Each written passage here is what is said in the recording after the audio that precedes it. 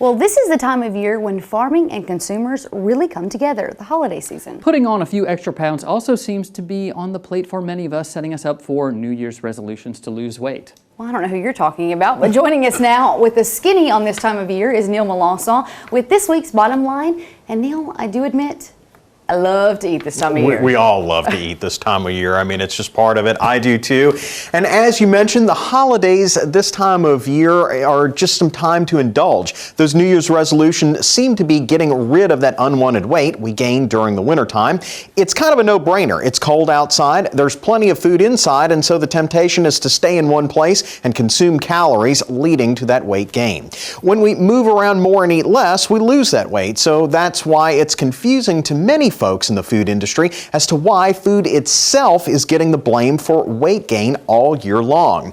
We're in a country where 2/3 of our population are described as medically overweight or obese, and we're seeing a lot of blame being passed around as to why. The popular target is our food, especially GMOs, and there is a link to a good story on the Washington Post about why GMOs aren't to blame. We'll post that on our website. I'll get to that in a minute, but first I'd like to talk about the people who make our food, our farmers. At the turn of the last century, farmers made up about 40% of the population. At the turn of this century, that's down to around 2 to 2.5%, and now 15 years later, down less than 2%. We've also come down from a high of 6.8 million farms in the 1930s to around 2 million farms today. During the same time period, not only have we moved away from ag jobs, but also industrial ones. America's economy is less dependent upon goods produced than services. What that's really done is taken people out of physically active jobs in favor of more sedentary jobs, such as office work.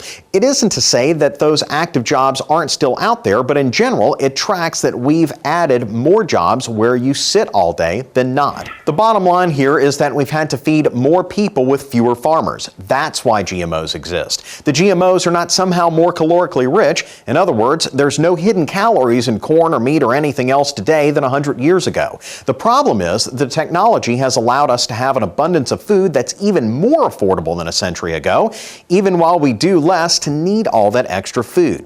Here's the thing. 3,500 calories equals 1 pound. So if you want to lose 1 pound in 1 week, you have to count your calories and either eat 500 calories less per day or burn those 500 calories off through exercise. And guys, you know, we're not trying to fat shame anybody here. Bodies come in all shapes and sizes. It's just that during this time of year, we eat a little more, we gain a little more.